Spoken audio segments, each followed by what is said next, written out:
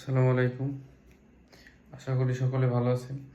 বর্তমান চেম্বারে একটা জিনিস লক্ষ্য করা যাচ্ছে, সেটা হলো যে ম্যাক্সিমাম বাচ্চারাই দেখা যাচ্ছে যে প্রচুর পরিমাণে জ্বরে আক্রান্ত, এবং কি জ্বরের তাপমাত্রা আশা অনুযায়ী অনেক বেশি। দেখা যাচ্ছে যে জ্বরের তাপমাত্রা 102, 103 এরকম।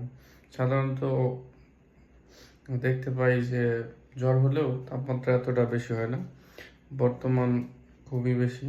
এবং কি দেখা যায় যে অনেক সময় অ্যান্টিবায়োটিক খাওয়ার পরে জ্বর কমে না, বা তাপমাত্রা কোনোভাবে নিয়ন্ত্রণ হচ্ছে না। এখন অন্যদিক বিবেচনা করলে দেখা যায় যে বর্তমানে করোনা আক্রান্ত হচ্ছে, এরপরে ডেঙ্গু আক্রান্ত হচ্ছে, এরপরে আবার সাধারণত তাপমাত্রা না কমা বা অতিরিক্ত জ্বর। এবং বর্তমান দেখা যাচ্ছে আরেকটা বিষয় হলো যে ফ্যামিলিতে একজন জ্বরে আক্রান্ত হচ্ছে, পরবর্তীতে দেখা যাচ্ছে যে ফ্যামিলির সবাই আস্তে আস্তে আক্রান্ত হচ্ছে। তার মানে বোঝাই যাচ্ছে যে এটা একটা ভাইরাসের দ্বারা সংক্রমিত রোগ। তো এজন্য আপনারা অবশ্যই সতর্ক থাকবেন।